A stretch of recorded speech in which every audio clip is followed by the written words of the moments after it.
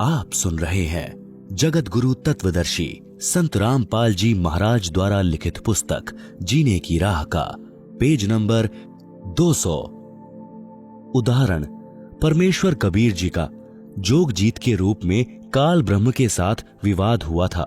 वह स्वसंवेद बोध पृष्ठ 117 से 122 तक तथा अनुराग सागर 60 से 67 तक है। परमेश्वर कबीर जी अपने पुत्र जोगजीत के रूप में काल के प्रथम ब्रह्मांड में प्रकट हुए, जो 21वां ब्रह्मांड है, जहां पर तप्तशिला बनी है।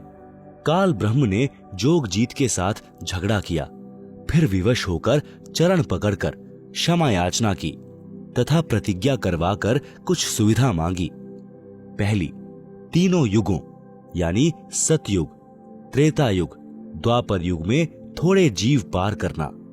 दूसरा, जोर जबरदस्ती करके जीव मेरे लोक से न ले। तीसरा, आप अपना ज्ञान समझाना। जो आपके ज्ञान को माने वह आपका और जो मेरे ज्ञान को माने वह मेरा। चौथा, कलयुग में पहले मेरे दूत प्रकट होने चाहिए, पीछे आपका दूत जाए। पांचवा, त्रेता युग में समुद्र पर पुल बनवाना। उस समय मेरा पुत्र विष्णु रामचंद्र रूप में लंका के राजा रावण से युद्ध करेगा, समुद्र रास्ता नहीं देगा। छठा, द्वापर युग में बौद्ध शरीर त्याग कर जाऊंगा। राजा इंद्रदमन मेरे नाम से यानी जगन्नाथ नाम से समुद्र के किनारे मेरी आज्ञा से मंदिर बनवाना चाहेगा, उसको समुद्र बाधा करेगा। आप उस मंदिर की सुरक्षा करना। परमेश्वर ने सर्व मांगे स्वीकार कर ली और वचनबद्ध हो गए। तब काल ब्रह्म हंसा और कहा कि हे जोगजीत, आप जाओ संसार में। जिस समय कलयुग आएगा उस समय मैं अपने 12 दूत यानी नकली सद्गुरु संसार में भेजूंगा। जब कलयुग 5505 वर्ष पूरा होगा, तब तक मेरे दूत तेरे नाम से यानी कबीर जी के नाम से 12 कबीर पंथ चला दूंगा। कबीर जी ने जोगजीत रूप में काल ब्रह्म से कहा था कि कलयुग में मेरा नाम कबीर होगा और मैं कबीर नाम से पंथ चलाऊंगा। इसलिए काल ज्योति निरंजन ने कहा था कि आप कबीर नाम से एक पंथ चलाओगे तो मैं यानी काल कबीर नाम से 12 पंथ चलाऊंगा। सर्व मानव को भ्रमित करके अपने जाल में फांस कर रखूंगा। इनके अतिरिक्त और भी कई पंथ चलाऊंगा जो सतलोक सच्चखंड की बातें किया करेंगे तथा सत्य साधना उनके पास नहीं होगी, जिस कारण से वे सत्यलोक की आश में गलत नामों को जाप करके मेरे जाल में ही रह जाएंगे। काल ब्रह्म ने पूछा था कि आप किस समय कलयुग में अपना सत्य कबीर पंथ चलाओगे। कबीर जी ने कहा था कि जिस समय कलयुग 5505 यानी 5505 वर्ष बीत जाएगा, तब मैं अपना यथार्थ 13वां कबीर पंथ चलाऊंगा। काल ने कहा कि उस समय से पहले मैं पूरी पृथ्वी के ऊपर शास्त्र विधि त्याग कर, मनमाना आचरण करवाकर, शास्त्र विरुद्ध ज्ञान बताकर झूठे नाम तथा गलत साधना के अभ्यस्त कर दूंगा। जब तेरा 13वां अंश आकर सत्य कबीर पंथ चलाएगा, उसकी बात पर कोई विश्वास नहीं करेगा, उल्टे उसके साथ झगड़ा करेंगे। कबीर जी को पता था कि जब कलयुग के 5505 वर्ष पूरे होंगे यानी सन 1997 में, तब शिक्षा की क्रांति लाई जाएगी। सर्व मानव अक्षर ज्ञान युक्त किया जाएगा। उस समय मेरा दास सर्व धार्मिक ग्रंथों को ठीक से समझकर मानव समाज के रूबरू करेगा।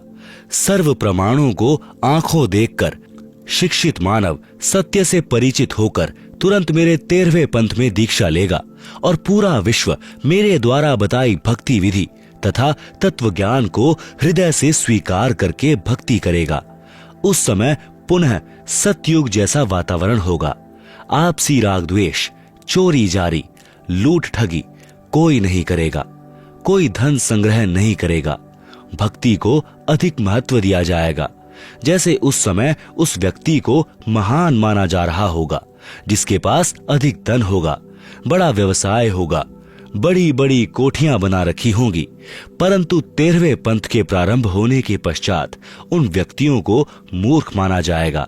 और जो भक्ति करेंगे सामान्य मकान बनाकर रहेंगे, उनको महान, बड़े और सम्मानित व्यक्ति माना जाएगा। आप सुन रहे हैं जगत गुरु तत्वदर्शी संत रामपाल जी महाराज द्वारा लिखित पुस्तक जीने की राह का पेज नंबर 201। प्रमाण के लिए पवित्र कबीर सागर से भिन्न भिन्न अध्यायों से अमृतवाणी, कबीर जी तथा ज्योति निरंजन की वार्ता, अनुराग सागर के पृष्ठ 62 से धर्मराय ज्योति निरंजन वचन। धर्मराय असविनती ठानी, मैं सेवक द्वितीया न जानी। ज्ञानी बिनती एक हमारा, सो न करहूं जिससे हो मोर बिगारा। पुरुष दीन है जस मो कहम राजू, तुम भी देहूं तो वो होवे मम काजू। अब मैं वचन तुम्हरो मानी, लीजो हंसा हम सो ज्ञानी। पृष्ठ 63 से अनुराग सागर की वाणी। दयावंत तुम साहेब दाता, एतिक कृपा करो हो ताता। पुरुष श्राप मो कहम दीन्हा, लख जीव नित ग्रासन कीन्हा। पृष्ठ 64 से अनुराग सागर की वाणी। जो जीव सकल लोक तव आवे, कैसे शुधा मोर मिटावे। जैसे पुरुष कृपा मोपे कीन्हा, भोसागर का राज मोहे दीन्हा। तुम भी कृपा मो पर करहु, जो मांगे सो मोहे देहो बरहु। सतयुग त्रेता द्वापर माही, तीनों युग जीव थोड़े जाही। चौथा युग जब कलयुग आवे, तब तब क्षण जीव बहु जावे। पृष्ठ 65 से अनुराग सागर की वाणी। ऊपर से वाणी पंक्ति नंबर 3 से। प्रथम दूत मम प्रकटय जाई, पीछे अंश तुम्हारा आई। पृष्ठ 64 से अनुराग सागर की वाणी। ऊपर से वाणी पंक्ति नंबर 6। ऐसा वचन हरि मोहे दीजे, तब संसार गवन तव कीजे। जोग जीत वचन, ज्ञानी बचन। पृष्ठ 64 से अनुराग सागर की वाणी। ऊपर से वाणी पंक्ति नंबर 7। आप सुन रहे हैं जगत गुरु तत्वदर्शी संत रामपाल जी महाराज द्वारा लिखित पुस्तक जीने की राह का पेज नंबर 202।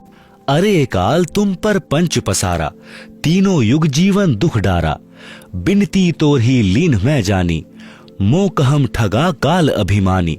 जस बिनती तू मोसन कीन्ही, सो अब बख्स तोहे दीन्ही। चौथा युग जब कलयुग आवे, तब हम अपना अंश पठावे। धर्मराय काल वचन। पृष्ठ 64 से अनुराग सागर की वाणी। ऊपर से वाणी पंक्ति नंबर 17। हे साहिब तुम पंथ चलाओ, जीव उबार लोक ले जाओ। पृष्ठ 66 से अनुराग सागर की वाणी। ऊपर से वाणी पंक्ति नंबर 8, 9, 16 से 21। संधि छाप यानी सार शब्द मोहे दीजे ज्ञानी। जैसे देवोंगे हंस सहदानी, जो जन मोकुम संधि यानी सार शब्द बतावे। ताके निकट काल नहीं आवे, कहे धर्मराय जाओ संसारा। आनहु जीव नाम अधारा, जो हंसा तुम्हरे गुण गावे। ताही निकट हम नहीं जावे, जो कोई ले है शरण तुम्हारी। मम सिर पग दे हो व्यापारी, हम तो तुम संग कीन ढिठाई। तात जान कीन ही लड़काई, कोटिन अवगुण बालक करही। पिता एक चित्त नहीं धरही, जो पिता बालक को देह निकारी। तब को रक्षा करे हमारी, सार नाम देखो जे ही साथा।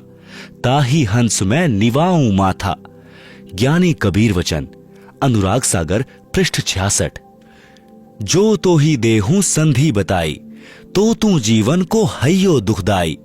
तुम पर पंच जान हम पावा, काल चले नहीं तुम्हरा दावा। धर्म राह तो ही प्रकट भाखा, गुप्त अंक बीरा हम राखा। जो कोई ले नाम हमारा, ताही छोड़ तुम हो जाना नियारा। जो तुम मोर हंस को रोको भाई, तो तुम काल रहन नहीं पाई। धर्मराय काल निरंजन बचन। पृष्ठ 62 तथा 63 से अनुराग सागर की वाणी। बेसक जाओ ज्ञानी संसारा, जीव न माने कहा तुम्हारा। कहा तुम्हारा जीव न माने, हमरी और होए बाद बखाने। दृढ़ फंदा में रचा बनाई, जामे सकल जीव उर्झाई। वेद शास्त्र समर्ति गुणगाना, पुत्र मेरे तीन प्रधाना। तीनहु बहु बाजी रची राखा, हमरी महिमा ज्ञान मुख भाखा। देवल देव पाषाण पुजाई, तीर्थ व्रत जप तप मन लाई, पूजा विश्व देव आराधी, यह मति जीवों को राखा बांधी। जग यानी यज्ञ होम और नेम आचारा, और अनेक फंद में डारा। ज्ञानी कबीर वचन, हमने कहा सुनो अन्यायी, कांटो फंद जीव ले जाई, जेते फंद तुम रचे विचारी, सत्य शब्द ते सबे विडारी। जौन जीव हम शब्द दृढ़ावें, फंद तुम्हारा सकल मुक्तावें। जब ही जीव चिन्ही ज्ञान हमारा, तज ही भ्रम सब तोर पसारा। सत्य नाम जीवन समझावें, हंस उबार लोक ले जावे। पुरुष सुमिरन सार बीरा, नाम अविचल जना वहूं। शीश तुम्हारे पांव देके, हंस लोक पठावहूं। ताके निकट काल नहीं आवे, संधि देख ताको सिर नावे। संधि यानी सत्य नाम जमा सार नाम। धर्मराय काल वचन, पंथ एक तुम आप चलाओ, जीवन को सतलोक ले जाओ। द्वादश पंथ करूं मैं साजा, नाम तुम्हारा ले करो आवाजा। द्वादश यम संसार पठाऊं, नाम कबीर ले पंथ चलाऊं। प्रथम दूत मेरे प्रगटे जाई, पीछे अंश तुम्हारा आई। यही विधि जीवन को भ्रमाऊं, आपन नाम पुरुष का बताऊं। द्वादश पंथ नाम जो लेही, हमरे मुख में आन समय ही। शब्दार्थ, वाणी नंबर 1 से 54 का शब्दार्थ ऊपर कर दिया है। ज्ञानी कबीर वचन चौपाई, अध्याय स्वसंवेद बोध, पृष्ठ 121। अरे काल पर पंच पसारा, तीनों युग जीवन दुख आधारा। बिनती तोरी लीन मैं मानी, मोक हम ठगे काल अभिमानी। चौथा युग जब कलयुग आई, तब हम अपना अंश पठाई। काल फंद छूटे नर लोई, सकल सृष्टि परवानिक यानी दीक्षित होई। घर घर देखो बोध यानी ज्ञान विचारा यानी चर्चा। सत्य नाम सब ठोर उचारा, 5505 तब यह वचन होएगा साचा। कलयुग बीत जाए तब एता, सब जीव परम पुरुष पद चेता। आप सुन रहे हैं जगत गुरु तत्वदर्शी संत रामपाल जी महाराज द्वारा लिखित पुस्तक जीने की राह का पेज नंबर 203। भावार्थ, वाणी संख्या 55 से 61 तक। परमेश्वर कबीर जी ने कहा कि हे काल, तूने विशाल प्रपंच रच रखा है। तीनों युगों यानी सतयुग, त्रेता, द्वापर में जीवों को बहुत कष्ट देगा, जैसा तू कह रहा है। तूने मेरे से प्रार्थना की थी, वह मान ली। तूने मेरे साथ धोखा किया है, परंतु चौथा युग जब कलयुग आएगा, तब मैं अपना अंश यानी कृपा पात्र आत्मा भेजूंगा। हे काल, तेरे द्वारा बनाए गए सर्व फंद यानी अज्ञान आधार से गलत ज्ञान व साधना को सत्य शब्द तथा सत्य ज्ञान से समाप्त करेगा। उस समय पूरा विश्व प्रवाणिक यानी उस मेरे संत से दीक्षा लेकर दीक्षित होगा। उस समय तक यानी जब तक कलयुग 5505 नहीं बीत जाता, सत्य नाम, मूल नाम यानी सार शब्द तथा मूल ज्ञान यानी तत्व ज्ञान प्रकट नहीं करना है। परंतु जब कलयुग 5505 वर्ष पूरा हो जाएगा, तब घर घर में मेरे आध्यात्मिक ज्ञान की चर्चा हुआ करेगी और सत्य नाम, सार शब्द को सब उपदेशियों को प्रदान किया जाएगा। यह जो बात मैं कह रहा हूं, ये मेरे वचन उस समय सिद्ध होंगे जब कलयुग के 5505 वर्ष पूरे हो जाएंगे। जब कलयुग इतने वर्ष बीत जाएगा, तब सर्व मानव प्राणी परम पुरुष यानी सत्य पुरुष के पद अर्थात उस परम पद के जानकार हो जाएंगे, जिसके विषय में गीता अध्याय 15 श्लोक 4 में कहा है कि तत्वदर्शी संत के प्राप्त होने के पश्चात परमेश्वर के उस परम पद की खोज करनी चाहिए, जहां जाने के पश्चात साधक लौटकर संसार में कभी नहीं आते। जिस परमेश्वर ने संसार रूपी वृक्ष का विस्तार किया है, अर्थात जिस परमेश्वर ने सृष्टि की रचना की है, उस परमेश्वर की भक्ति करो। आप सुन रहे हैं जगत गुरु तत्वदर्शी संत रामपाल जी महाराज द्वारा लिखित पुस्तक जीने की राह का पेज नंबर 204। उपरोक्त वाणी का भावार्थ है कि उस समय उस परमेश्वर के पद यानी सत्यलोक के विषय में सबको पूर्ण ज्ञान होगा। स्वसंवेद बोध पृष्ठ 170। अथ स्वसंवेद की स्फुट वार्ता चौपाई। 1,00,000 और 80,000 पीर पैगंबर और अवतारा, सो सब आही निरंजन वंशा, तन धरी धरी करें निज पिता प्रशंसा। 10 अवतार निरंजन केरे, राम कृष्ण सब माही बडेरे। इनसे बड़ा ज्योति निरंजन सोई, या में फेर बदल नहीं कोई। भावार्थ, परमेश्वर कबीर जी ने बताया है कि बाबा आदम से लेकर हजरत मोहम्मद तक कुल 1,80,000 पैगंबर तथा 10 अवतार जो हिंदू मानते हैं, ये सब काल के भेजे आए हैं। इन 10 अवतारों में राम तथा कृष्ण प्रमुख हैं। ये सब काल की महिमा बनाकर सर्व जीवों को भ्रमित करके काल साधना दृढ़ कर गए हैं।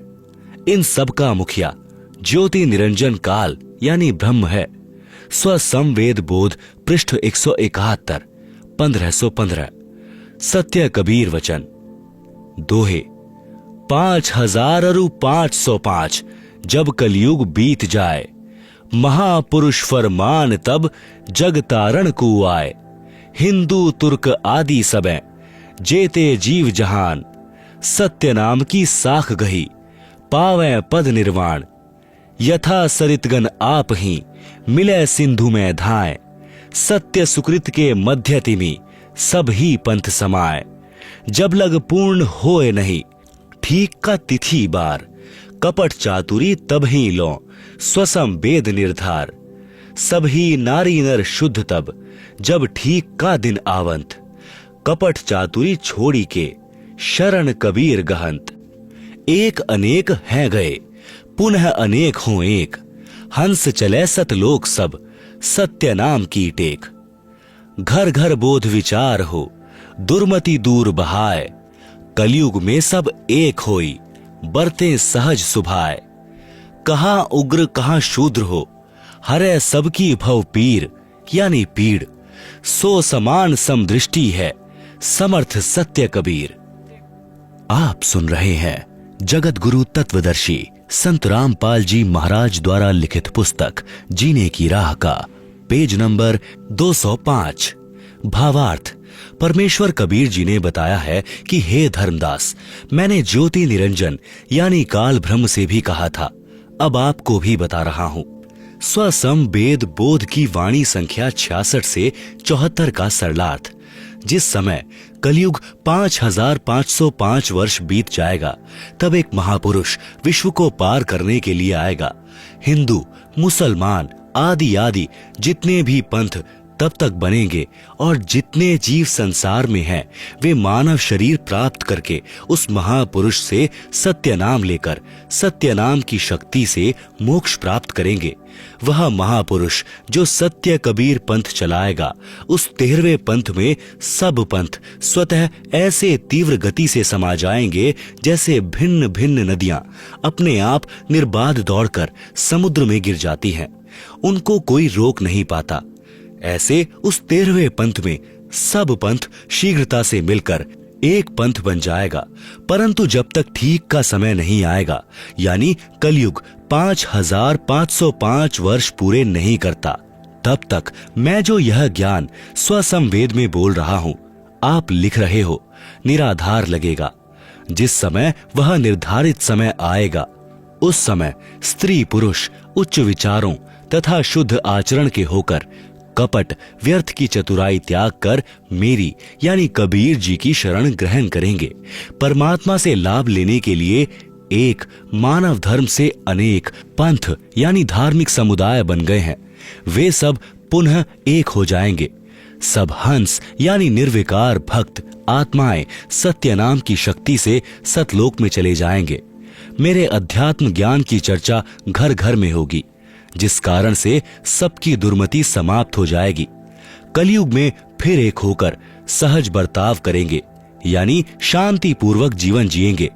कहां उग्र अर्थात चाहे डाकू, लुटेरा, कसाई हो, चाहे शूद्र, अन्य बुराई करने वाला नीच होगा। परमात्मा सत्य भक्ति करने वालों की भव पीर यानी सांसारिक कष्ट हरेगा, यानी दूर करेगा। सत्य साधना से सबकी भव पीर यानी सांसारिक कष्ट समाप्त हो जाएंगे और उस 13वें पंथ का प्रवर्तक सबको समान दृष्टि से देखेगा, अर्थात ऊंच नीच में भेदभाव नहीं करेगा। वह समर्थ सत्य कबीर ही होगा। मम संत मुझे जान, मेरा ही स्वरूपम। प्रश्न, वह 13वां पंथ कौन सा है? उसका प्रवर्तक कौन है? उत्तर, वह 13वां पंथ यथार्थ सत कबीर पंथ है। उसके प्रवर्तक स्वयं कबीर परमेश्वर जी हैं। वर्तमान में उसका संचालक उनका गुलाम रामपाल दास पुत्र स्वामी राम देवानंद जी महाराज हैं। आध्यात्मिक दृष्टि से गुरुजी पिता माने जाते हैं, जो आत्मा का पोषण करते हैं।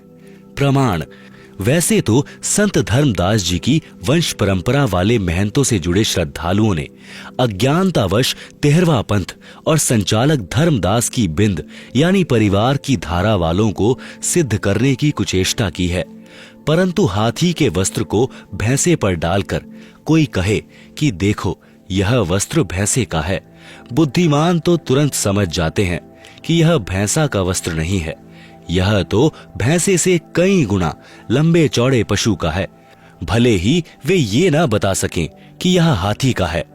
उदाहरण, पवित्र कबीर सागर के अध्याय कबीर चरित्र बोध के पृष्ठ 1834-1835 पर लिखा है।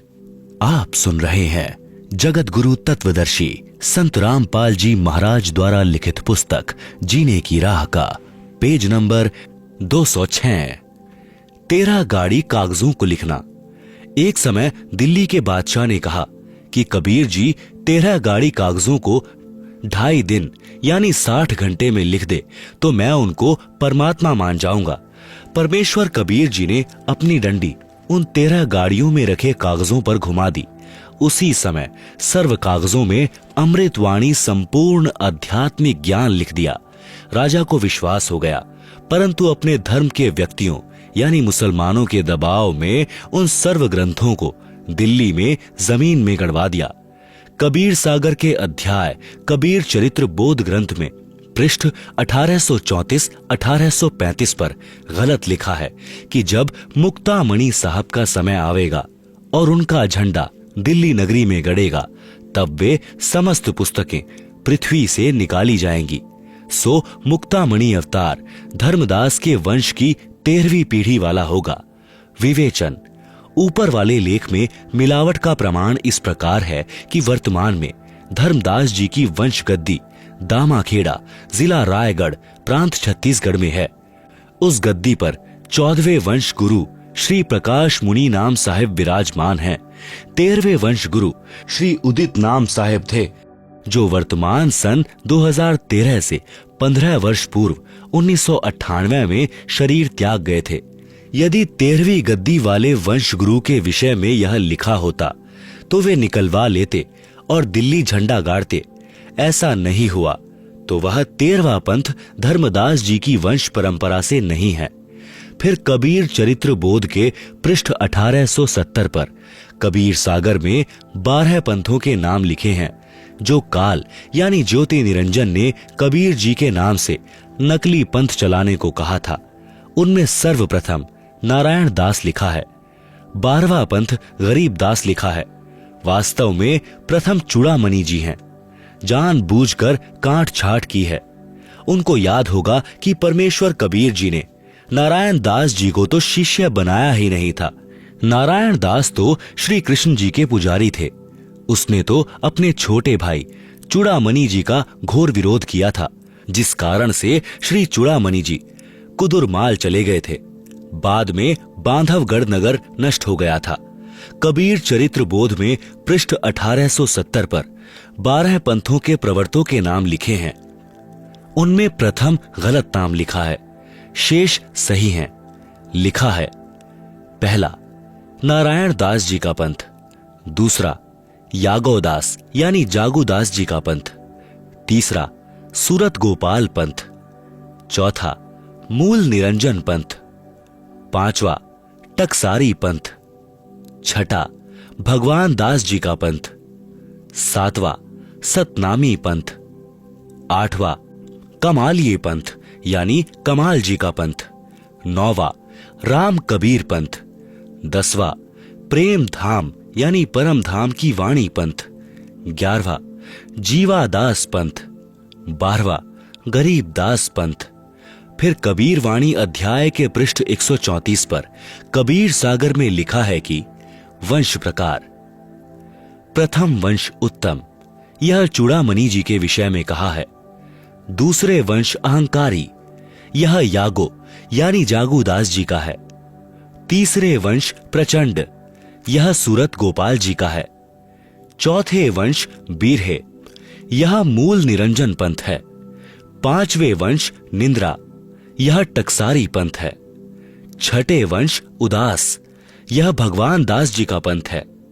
सातवें वंश ज्ञान चतुराई, यह सतनामी पंथ है। आठवें वंश द्वादश पंथ विरोध, यह कमाल जी का कमालीय पंथ है।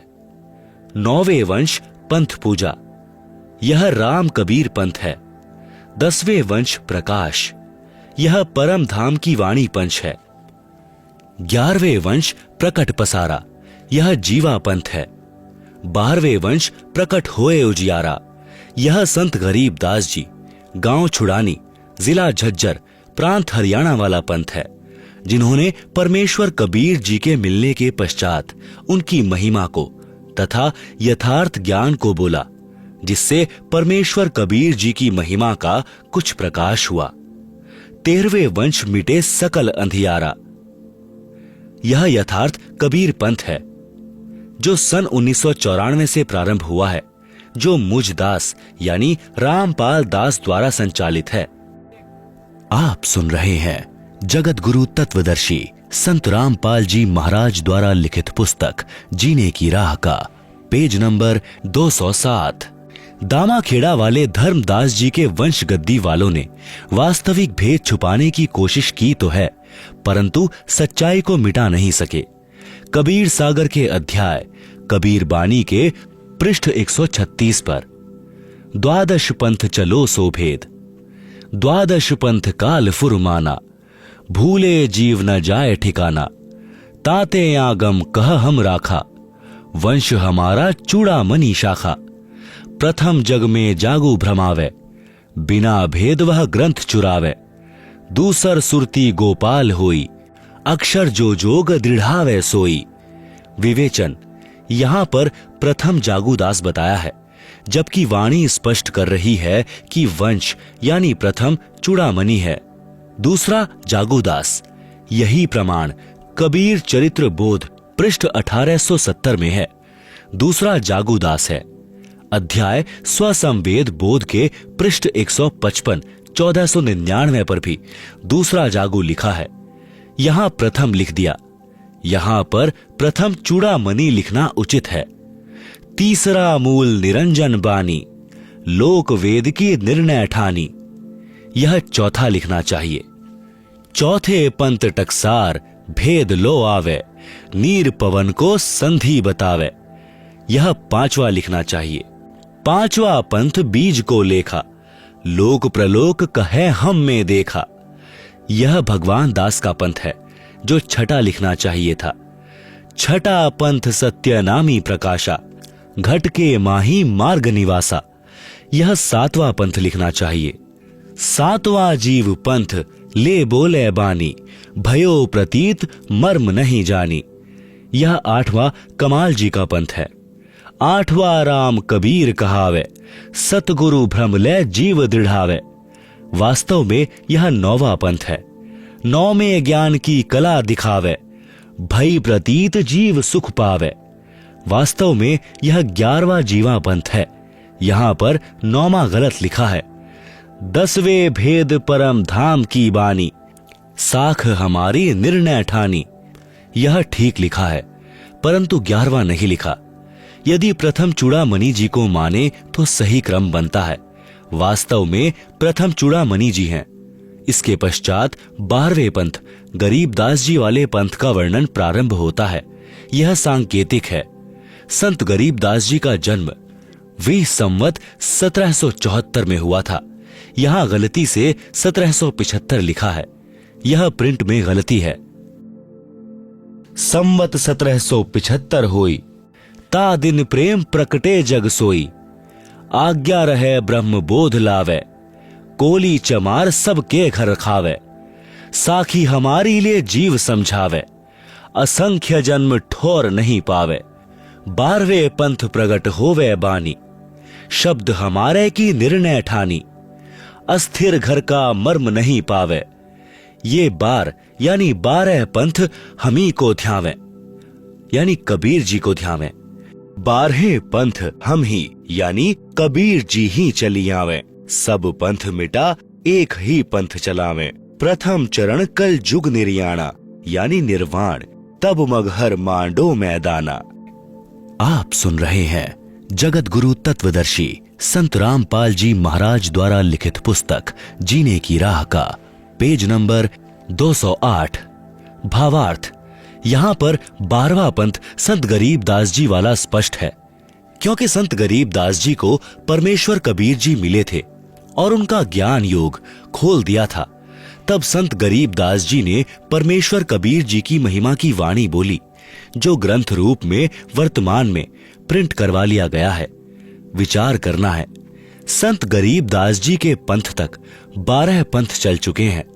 यह भी लिखा है कि भले ही संत गरीबदास जी ने मेरी महिमा की साखी शब्द चौपाई लिखी है, परंतु वे 12वें पंथ के अनुयायी अपनी अपनी बुद्धि से वाणी का अर्थ करेंगे।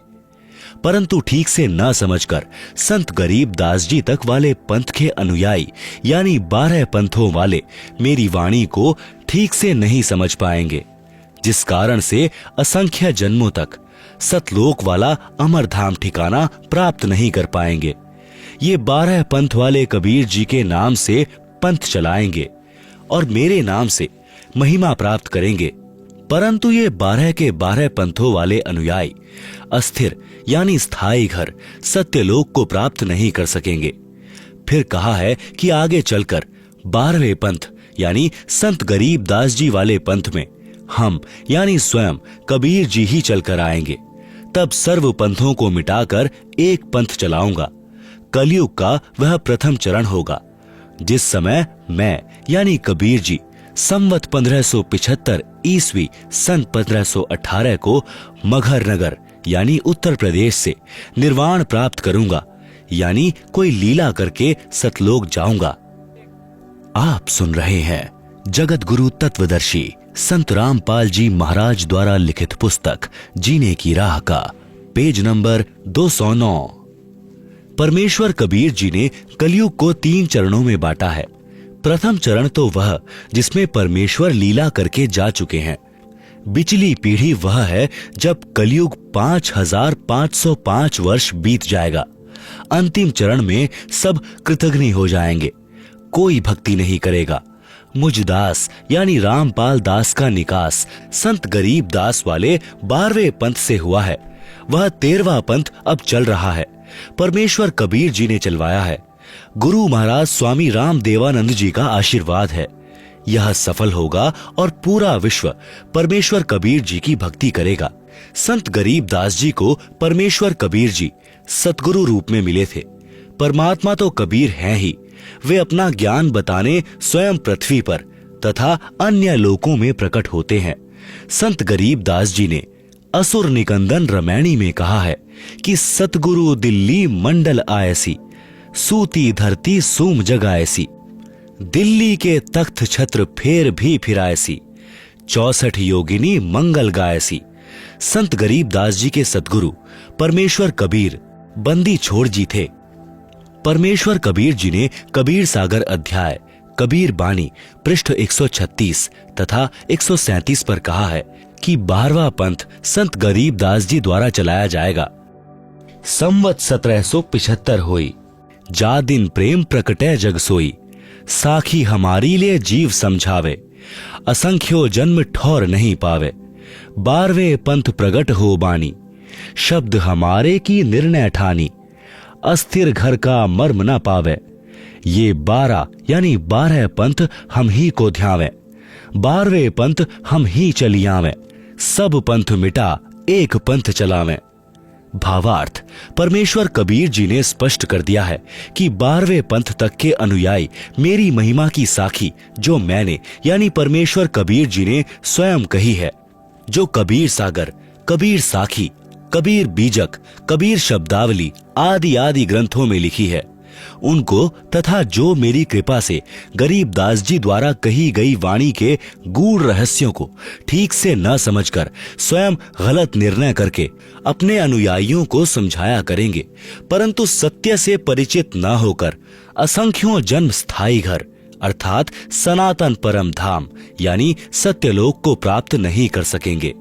फिर मैं यानी परमेश्वर कबीर जी उस गरीब दास वाले पंथ में आऊंगा जो कलयुग में 5505 वर्ष पूरे होने पर यथार्थ सत कबीर पंथ चलाया जाएगा। उस समय तत्व ज्ञान पर घर घर में चर्चा चलेगी।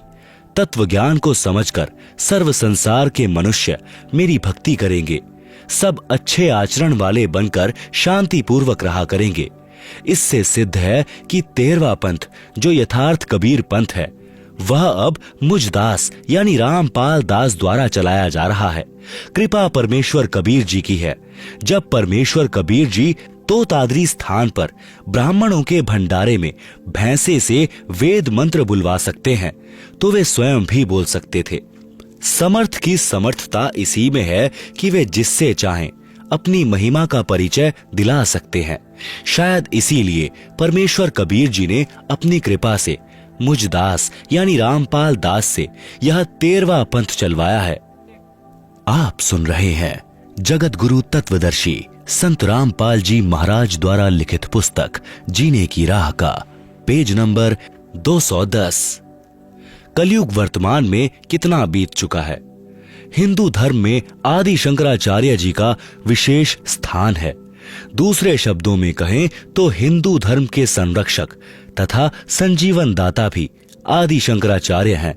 उनके पश्चात जो प्रचार उनके शिष्यों ने किया उसके परिणाम स्वरूप हिंदू देवताओं की पूजा की क्रांति सी आई है। उनके इष्ट देव श्री शंकर भगवान हैं। उनकी पूज्य देवी पार्वती जी हैं। इसके साथ श्री विष्णु जी तथा अन्य देवताओं के वे पुजारी हैं। विशेषकर पंचदेव पूजा का विधान है। पहली श्री ब्रह्मा जी, दूसरी श्री विष्णु जी, तीसरी श्री शंकर जी, चौथी श्री पारासर ऋषि जी, पांचवी श्री कृष्ण द्वैपायन उर्फ श्री वेद व्यास जी पूज्य हैं। पुस्तक जीवनी आदि शंकराचार्य में लिखा है कि आदि शंकराचार्य जी का जन्म 508 वर्ष ईशा जी से पूर्व हुआ था। फिर पुस्तक हिमालय तीर्थ में भविष्यवाणी की थी जो आदि शंकराचार्य जी के जन्म से पूर्व की है। कहा है कि आदि शंकराचार्य जी का जन्म कलयुग के 3000 वर्ष बीत जाने के पश्चात होगा। अब गणित की रीति से जांच करके देखते हैं वर्तमान में यानी 2012 में कलयुग कितना बीत चुका है। आदि शंकराचार्य जी का जन्म ईशा जी के जन्म से 508 वर्ष पूर्व हुआ। ईशा जी के जन्म को हो गए 2012 वर्ष। शंकराचार्य जी को कितने वर्ष हो गए? 2012 जमा 508 यानी 2520 वर्ष। ऊपर से हिसाब लगाएं तो शंकराचार्य जी का जन्म हुआ कलयुग 3000 वर्ष बीत जाने पर। कुल वर्ष 2012 में कलयुग कितना बीत चुका है? 3000 जमा 2520 यानी 5520 वर्ष। अब देखते हैं कि 5505 वर्ष कलयुग कौन से सन में पूरा होता है। 5520 घटा 5505 यानी 15 वर्ष 2012 से पहले। 2012 घटा 15 यानी 1997 ईस्वी को कलयुग 5505 वर्ष पूरा हो जाता है। संवत के हिसाब से स्वदेशी वर्ष फाल्गुन महीने यानी फरवरी मार्च में पूरा हो जाता है। जो संतजन मानते हैं कि श्रीमद् भगवत गीता 5151 वर्ष पूर्व कही गई थी वह गलत है। आप सुन रहे हैं जगत गुरु तत्वदर्शी संत रामपाल जी महाराज द्वारा लिखित पुस्तक जीने की राह का पेज नंबर 211 है। गुरु बिन मोक्ष नहीं। प्रश्न, क्या गुरु के बिना भक्ति नहीं कर सकते? उत्तर, भक्ति कर सकते हैं परंतु व्यर्थ प्रयत्न रहेगा। प्रश्न, कारण बताएं। परमात्मा का विधान है जो सूक्ष्म वेद में कहा है, गुरु बिन माला फेरते, गुरु बिन देते दान। गुरु बिन दोनों निष्फल हैं, पूछो वेद पुराण। रामकृष्ण से कौन बड़ा, उन्हों भी गुरु कीन्ह। तीन लोक के वेधनी, गुरु आगे आधीन। रामकृष्ण बड़े तिन्हु पुर राजा, तिन गुरु बंद कीन्ह निज काजा। भावार्थ, गुरु धारण किए बिना यदि नाम जाप की माला फिराते हैं और दान देते हैं, वे दोनों व्यर्थ हैं। यदि आप जी को संदेह हो तो अपने वेदों तथा पुराणों में प्रमाण देखें। श्रीमद् भगवद गीता चारों वेदों का सारांश है। गीता अध्याय 2 श्लोक 7 में अर्जुन ने कहा कि हे श्री कृष्ण, मैं आपका शिष्य हूँ, आपकी शरण में हूँ। गीता अध्याय 4 श्लोक 3 में श्री कृष्ण जी में प्रवेश करके काल ब्रह्म ने अर्जुन से कहा कि तू मेरा भक्त है। पुराणों में प्रमाण है कि श्री रामचंद्र जी ने ऋषि वशिष्ठ जी से नाम दीक्षा ली थी और अपने घर व राजकाज में गुरु वशिष्ठ जी की आज्ञा लेकर कार्य करते थे। श्री कृष्ण जी ने ऋषि संदीपनी जी से अक्षर ज्ञान प्राप्त किया तथा श्री कृष्ण जी के आध्यात्मिक गुरु श्री दुर्वासा ऋषि जी थे। कबीर परमेश्वर जी हमें समझाना चाहते हैं कि आप जी श्री राम तथा श्री कृष्ण जी से तो किसी को बड़ा अर्थात समर्थ नहीं मानते हो। वे तीन लोक के मालिक थे, उन्होंने भी गुरु बनाकर अपनी भक्ति की, मानव जीवन सार्थक किया। इससे सहज में ज्ञान हो जाना चाहिए कि अन्य व्यक्ति यदि गुरु के बिना भक्ति करता है तो कितना सही है, अर्थात व्यर्थ है। गुरु के बिना देखा देखी कही सुनी भक्ति को लोक वेद के अनुसार भक्ति कहते हैं। लोक वेद का अर्थ है किसी क्षेत्र में प्रचलित भक्ति का ज्ञान जो तत्व ज्ञान के विपरीत होता है। लोक वेद के आधार से यह दास यानी संत रामपाल दास श्री हनुमान जी, बाबा श्याम जी, श्री राम, श्री कृष्ण, श्री शिव जी तथा देवी देवताओं की भक्ति करता था। हनुमान जी की भक्ति में मंगलवार का व्रत, बूंदी का प्रसाद बांटना, स्वयं देशी घी का गिच चूरमा खाता था। बाबा हनुमान को डालडा वनस्पति घी से बनी बूंदी का भोग लगाता था। हरे राम हरे कृष्ण, कृष्ण कृष्ण हरे हरे का मंत्र जाप करता था। किसी ने बता दिया कि ओम नाम सबसे बड़ा, इससे बड़ा न कोई। ओम नाम का जाप करे तो शुद्ध आत्मा होए। आप सुन रहे हैं जगत गुरु तत्वदर्शी संत रामपाल जी महाराज द्वारा लिखित पुस्तक जीने की राह का पेज नंबर 212 है। इस कारण से ओम नाम का जाप शुरू कर दिया। ओम नमो शिवाय यह शिव का मंत्र जाप करता था। ओम भगवते वासुदेवाय नमः यह विष्णु जी का जाप करता था। तीर्थों पर जाना, दान करना, वहां स्नान करना, यह भी लोक वेद के आधार से करने जाता था। जैसे घर में सुख होते थे तो मैं मानता था कि ये सब मेरी उपरोक्त भक्ति के कारण हो रहे हैं। जैसे कक्षा में पास होना, विवाह होना, पुत्र तथा पुत्रियों का जन्म होना, नौकरी लगना, ये सर्व सुख उपरोक्त साधना से ही मानता था। कबीर परमेश्वर जी ने सूक्ष्म वेद में कहा है, पीछे लाग गया जाऊं था मैं लोक वेद के साथ, रास्ते में सतगुरु मिले दीपक दीन्हा हाथ। भावार्थ है कि साधक लोक वेद अर्थात दंत कथा के आधार से भक्ति कर रहा था। उस शास्त्र विरुद्ध साधना के मार्ग पर चल रहा था। रास्ते में अर्थात भक्ति मार्ग में एक दिन तत्वदर्शी संत मिल गए। उन्होंने शास्त्र विधि अनुसार शास्त्र प्रमाणित साधना रूपी दीपक दे दिया, अर्थात सत्य शास्त्रानुकूल साधना का ज्ञान कराया तो जीवन नष्ट होने से बच गया। सद्गुरु द्वारा बताए तत्व ज्ञान की रोशनी में पता चला कि मैं गलत भक्ति कर रहा था। श्रीमद् भगवद गीता अध्याय 16 श्लोक 23-24 में कहा है कि शास्त्र विधि को त्याग कर जो साधक मनमाना आचरण करते हैं उनको न तो सुख होता है, न सिद्धि प्राप्त होती है और न ही गति अर्थात मोक्ष की प्राप्ति होती है, अर्थात व्यर्थ साधना है। फिर गीता अध्याय 16 श्लोक 24 में कहा है कि अर्जुन, इससे तेरे लिए कर्तव्य और अकर्तव्य की व्यवस्था में शास्त्र ही प्रमाण है।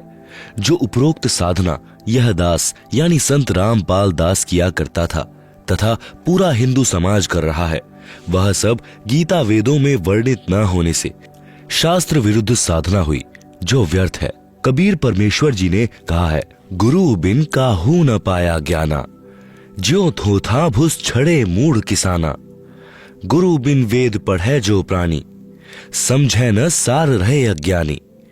इसलिए गुरु जी से वेद शास्त्रों का ज्ञान पढ़ना चाहिए, जिससे सत्य भक्ति की शास्त्रानुकूल साधना करके मानव जीवन धन्य हो जाए। पूर्ण गुरु के वचन की शक्ति से भक्ति होती है। उदाहरण, गुरु जी से दीक्षा लेकर भक्ति करना लाभदायक है। बिना गुरु के भक्ति करने से कोई लाभ नहीं होता। उदाहरण, एक राजा की रानी बहुत धार्मिक थी। उसने परमेश्वर कबीर जी से गुरु दीक्षा ले रखी थी। वह प्रतिदिन गुरु दर्शन के लिए जाया करती थी। राजा को यह अच्छा नहीं लगता था, परंतु वह अपनी पत्नी को वहां जाने से रोक नहीं पा रहा था। आप सुन रहे हैं जगत गुरु तत्वदर्शी संत रामपाल जी महाराज द्वारा लिखित पुस्तक जीने की राह का पेज नंबर 213। एक दिन राजा ने अपनी पत्नी से कहा कि आप नाराज न हो तो बात कहूं। रानी ने कहा, कहो। राजा ने कहा कि आप अपने गुरु के पास जाती हैं। भक्ति तो गुरु के बिना भी हो सकती है। रानी ने कहा कि गुरु जी ने बताया है कि गुरु के बिना भक्ति करना व्यर्थ है। राजा ने कहा कि मैं तेरे साथ कल तेरे गुरु जी से मिलूंगा, उनसे यह बात स्पष्ट करूंगा। राजा ने संत जी से प्रश्न किया कि आप जनता को मूर्ख बना रहे हो कि गुरु बिन भक्ति नहीं होती। क्यों भक्ति सफल नहीं होती? नाम मंत्र जाप करने होते हैं, एक दूसरे से पूछकर जाप कर ले, पर्याप्त है। संत ने कहा, राजन, आपकी बात में दम है। मैं आपके राज दरबार में आऊंगा, वहां इस बात का उत्तर दूंगा। निश्चित दिन को संत जी राजा के दरबार में गए। राजा सिंहासन पर विराजमान था। आसपास सिपाही खड़े थे। संत के बैठने के लिए अलग से कुर्सी रखी थी। संत ने जाते ही आसपास खड़े सिपाहियों से राजा की ओर हाथ करके कहा कि इसे गिरफ्तार कर लो। सिपाही टस से मस नहीं हुए। संत ने लगातार 3 बार यही वाक्य आदेश दोहराया कि इसे गिरफ्तार कर लो, परंतु राजा को सिपाहियों ने गिरफ्तार नहीं किया।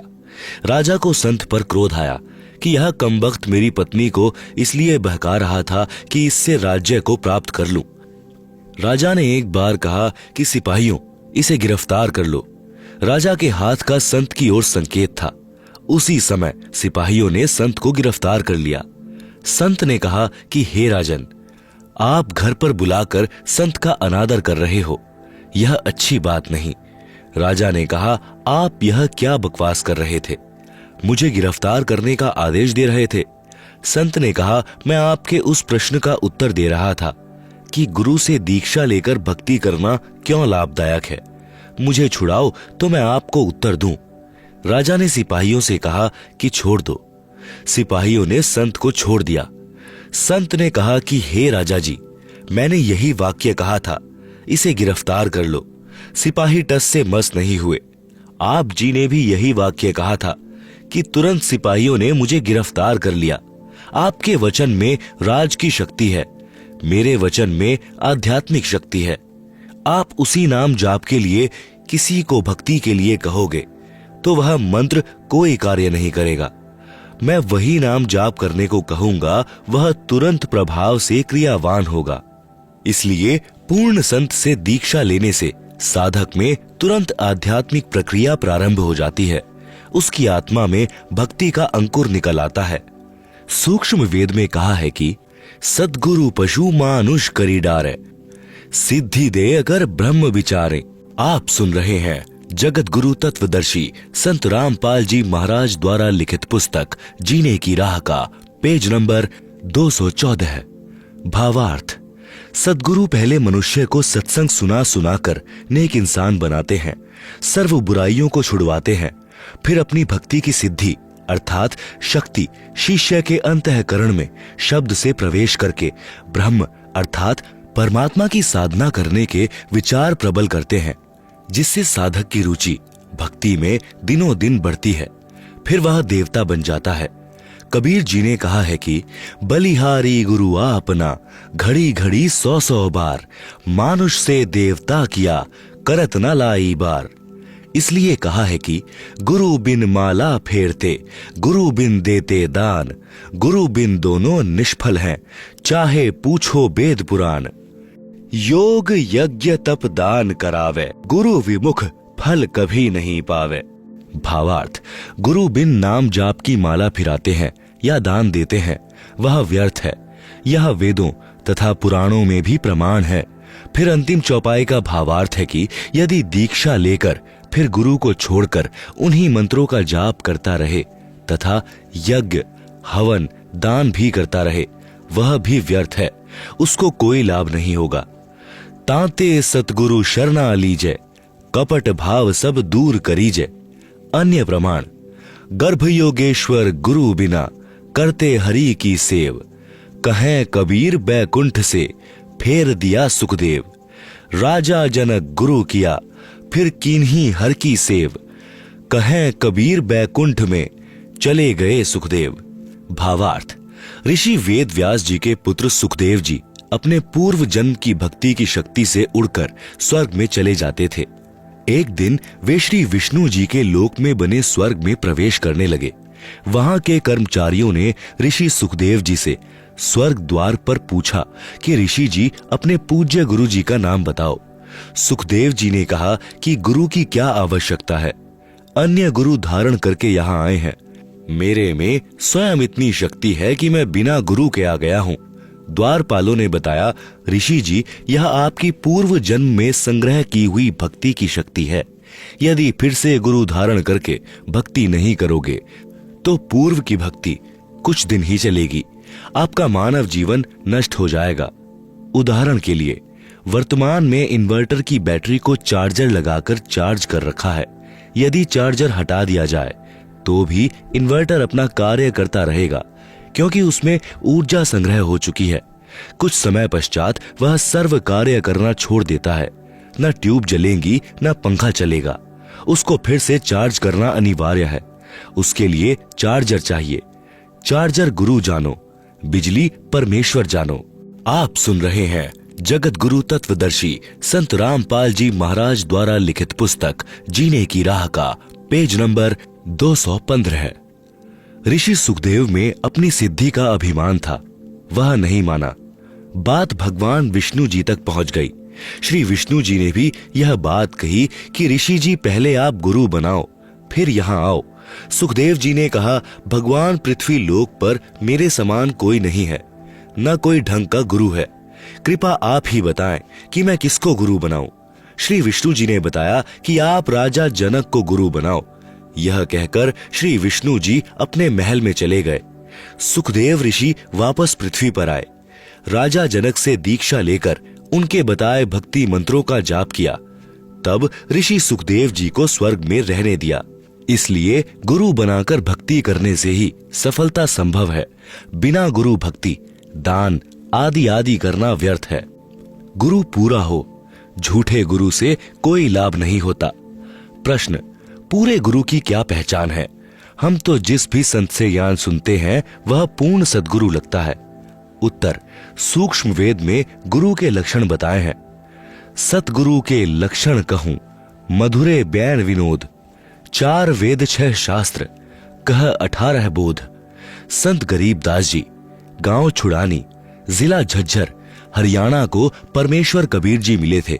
उनकी आत्मा को ऊपर अपने सत्यलोक यानी सनातन परम धाम में लेकर गए थे। ऊपर के सर्व लोकों का अवलोकन कराकर वापस पृथ्वी पर छोड़ा था। उनको संपूर्ण अध्यात्म ज्ञान बताया था। उनका ज्ञान योग परमेश्वर कबीर जी ने खोला था।